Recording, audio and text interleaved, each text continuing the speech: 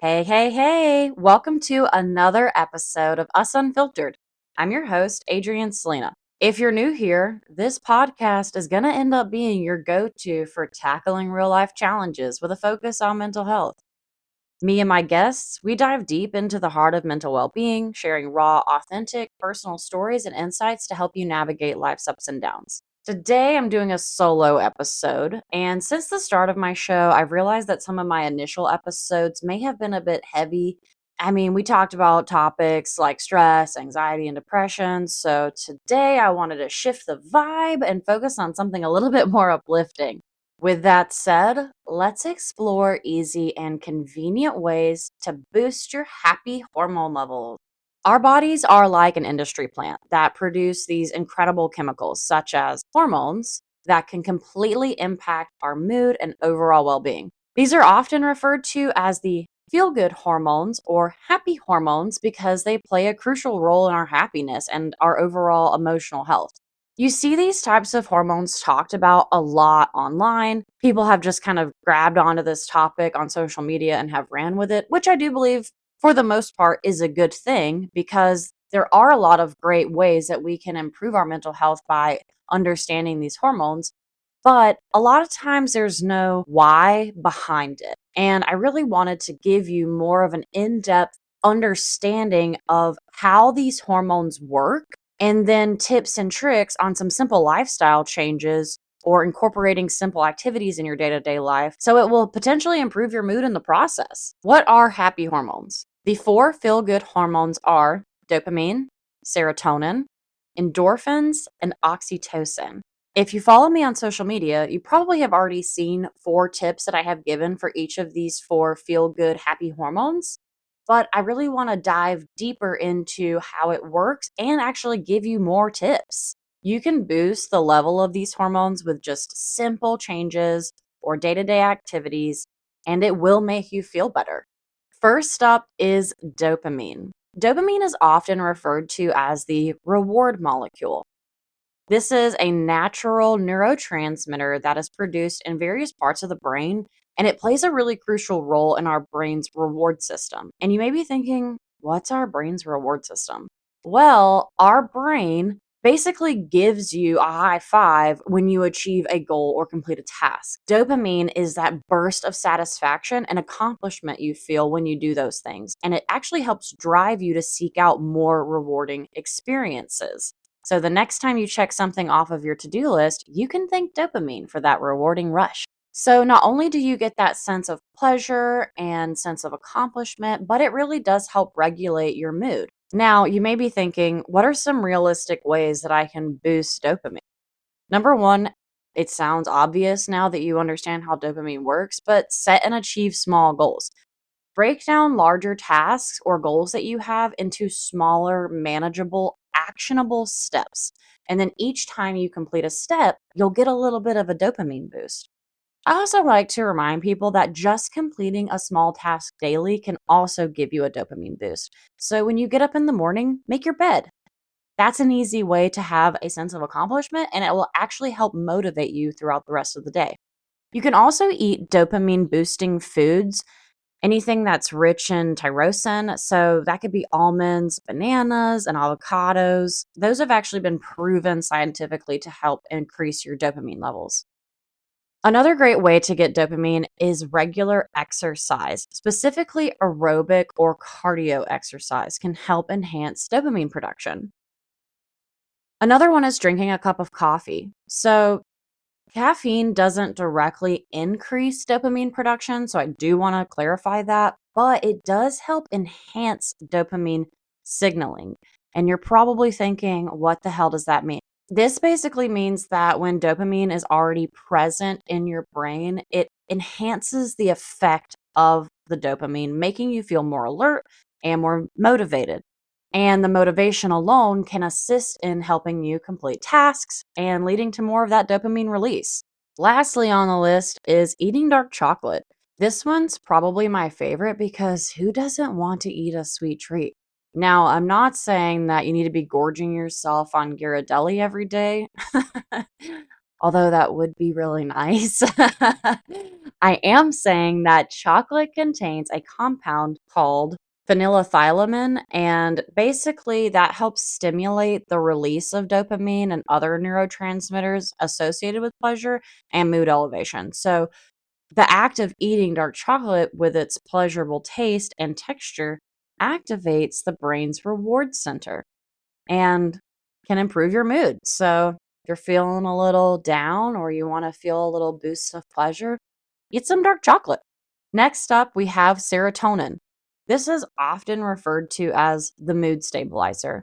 That's because serotonin helps regulate mood, sleep, and appetite. Low levels of serotonin have been linked to depression. We hear about that a lot. So it's really important to keep this hormone in balance. Serotonin is actually produced in the gastrointestinal tract, but is also found in the brain. So, kind of a little interesting fun fact there. But if you are someone who is struggling with depression, these are some easy tips that could alleviate some of the symptoms that you may be feeling just by boosting your serotonin naturally in your own body. Number one is getting sunlight. This one is so important. And I know it's challenging when you're dealing with depression because a lot of times with depression, you are having a hard time getting motivated and getting up, getting out. But exposure to sunlight has been scientifically proven to increase serotonin levels. And if you aim for just about 15 to 20 minutes of sunlight each day, it will help regulate your mood and improve your serotonin levels. Also, just a little quick sidebar on getting sunlight. There is so much science behind the fact that getting adequate sunshine can help improve your physical health and your mental health. I live in Florida, so it's literally called a sunshine state. I'm surrounded by sunshine and water all the time. But if you live in a really big city or if you live in a place where it rains a lot, this could be very challenging. You can get what's called indoor sunlight, which is by spending time near windows or in sunrooms. You can also use light therapy lamps. I think they're also called sun lamps, and they're designed to mimic natural sunlight. So that can really help bridge the gap if you're trying to get more of a sunnier experience. Number two, eat serotonin boosting foods. Just like we said with dopamine, there are serotonin boosting foods such as turkey, eggs, and cheese. Number three is practicing mindfulness and meditation. I'm sure you guys are tired of hearing me talk about mindfulness and meditation because I've talked about this in like 4 episodes, but I'm telling you, these practices really do help. They help with depression, they help with anxiety, they help with stress, and it's all linked to this little key right here. These practices increase serotonin by reducing stress and promoting relaxation. There's so much evidence between mindfulness and meditation to serotonin production. I know you're like, Adrian, stop talking about freaking mindfulness. I'm tired of hearing about it. Well, you're going to hear me talk about it a lot, so you might as well just get used to it because it will help, I promise. Number four is going for a walk or just participating in any kind of physical activity. I like to say going for a walk because it might be a bit more achievable or easier for someone who is not very physically active. And number five, if you are a more physically active person, a great serotonin booster is cardio activities. I really like to do HIIT training or cycling, but if you are not capable of always participating in cardio activities simply because you may have a heart condition or you may have blood pressure issues, I do once again suggest just going for a walk. Number three on our happy hormones is endorphins. These are frequently known as the pain relievers. Endorphins really are our body's natural painkillers, and they're produced by our central nervous system along with the pituitary gland. They act as a natural painkiller and boost pleasure. That combination not only makes you feel better physically, but it also makes you feel better mentally. You may be struggling with depression or anxiety or stress. Boosting endorphins is a great way to create a sense of holistic and complete well being. So, here are 6 tips to boost endorphins. Number one, exercise. I know I've said this 3 times already, but exercise. This is actually one of the best ways to get endorphins is exercise. Any kind of vigorous physical activity like running or dancing can trigger the release of endorphins. It's often referred to as like the runner's high. I personally love any active outdoor activity. That was a mouthful to say. Active outdoor activity like paddleboarding or hiking. And I also enjoy a good run. But like I said before, I live in Florida and it's like 20,000 degrees here and it's like living on the face of the frickin' sun. So it's hard. It is hard going out during certain months of the year here and going for a run. I mean, anyone else who's ever lived in Florida could tell you that when it's 100 degrees outside and 80% humidity, it's not pleasurable. So I like to just get on the treadmill and go for a good run or hit the elliptical. But yeah, any kind of vigorous physical activity is going to release endorphins. Number two is laughter. That's a great way to release endorphins, and it's also just a really pleasurable way. So you can do this by watching a funny movie, maybe watching a stand up comedy on Netflix, or just spending time with people who make you laugh. I have a couple of friends who I think are absolutely hilarious, and I always feel better after spending time with them because I've spent most of the time laughing. Number three, again, eat dark chocolate. I'm telling you, this dark chocolate thing, it works. Consuming dark chocolate in moderation, like I've said before, can stimulate endorphin production. Number four is using essential oils or any kind of aromatherapy. Inhaling certain essential oils can really stimulate the olfactory system, which is directly connected to the limbic system in the brain. That's a fancy way of saying that this area is responsible for emotions and mood regulation. So when you're smelling things like lavender, rosemary, citrus, frankincense, and some others, they are known to help promote the release of endorphins. So get some essential oils and sniff it up. Number five is spending time in nature. This one's pretty obvious for a variety of reasons, but just the visual beauty, the vibrant colors and patterns that you find in nature can be very visually soothing and help reduce mental fatigue. And there are certain sounds like bird songs, rustling of leaves, flowing water can really have a relaxing effect on the brain and promote endorphins. Also, fresh air. Being outdoors exposes us to improved oxygen levels, and that directly improves the oxygen levels in our own blood system and brain, and it promotes brain function. And like I've said before, sunlight. And number six on the list is listening to upbeat music. So pop in your favorite jams, get a dance on, bob your head, wave your hands, because listening to that upbeat music is going to boost your endorphins. And number four, finally, we have oxytocin. This is often called the love hormone.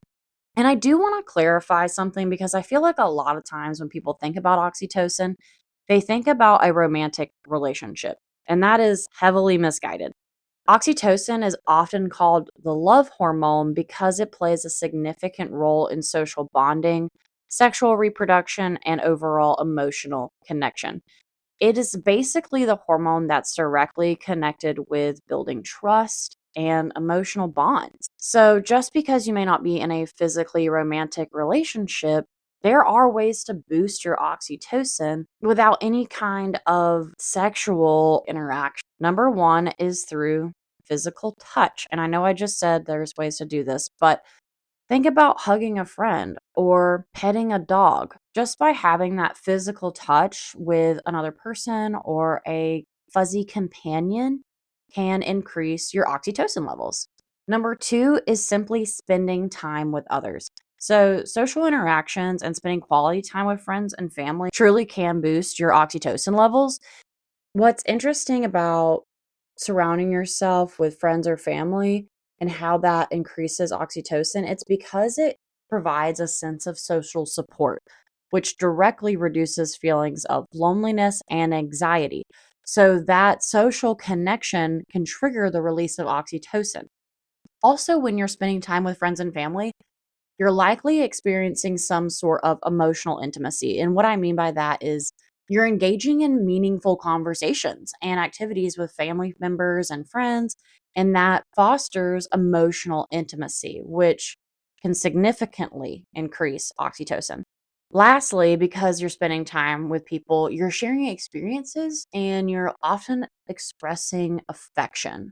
So, participating in those types of activities stimulate the release of oxytocin. Number three is practicing acts of kindness. So, doing something kind for others can truly impact your oxytocin levels and make you feel good.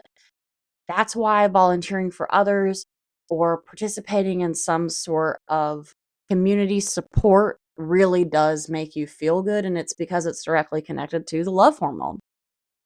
Number four is keeping a gratitude journal. So, if you don't know what gratitude is or how to really create a gratitude journal, you're basically just going to take a journal, a notebook, and you're going to write down every day five things. Well, I like to do five things. You can do as many as you want. But write down five things that you are grateful for that day. It could be something as simple as your dog. Like, I'm grateful for my dog, Maggie. Or it could be something very specific. Like, I am grateful that I have my friend Caitlin in my life, who is such amazing support. You could go with something very personal, like I am grateful that I am overcoming trauma. Just pick whatever you feel is right for you on that day, but practicing gratitude can help reduce feelings of anxiety and it's good for your overall brain health. And number five, cook a meal for someone that you love. This kind of goes along with the spending time with loved ones and practicing acts of kindness. But when you're cooking a meal for someone you love, there is an emotional connection there and it helps boost oxytocin. So, wrapping up for the day, understanding where these hormones are produced can help us appreciate the complex processes that our bodies are going through to maintain our well being. And that's why I really wanted to dive deep into this topic because you hear these hormones talked about a lot, but you may not be making the connection on exactly how they're working and how you can help boost them yourself. So if you have any more questions or you need further details, please feel free to reach out to me. If you have social media, you can follow me on Instagram at usunfiltered.podcast or TikTok at us.unfiltered.pod. Thank you for joining me on this episode of Us Unfiltered. If you found this episode helpful, please share it with others who might benefit from it. And until next time, remember, mental health matters, and so do you.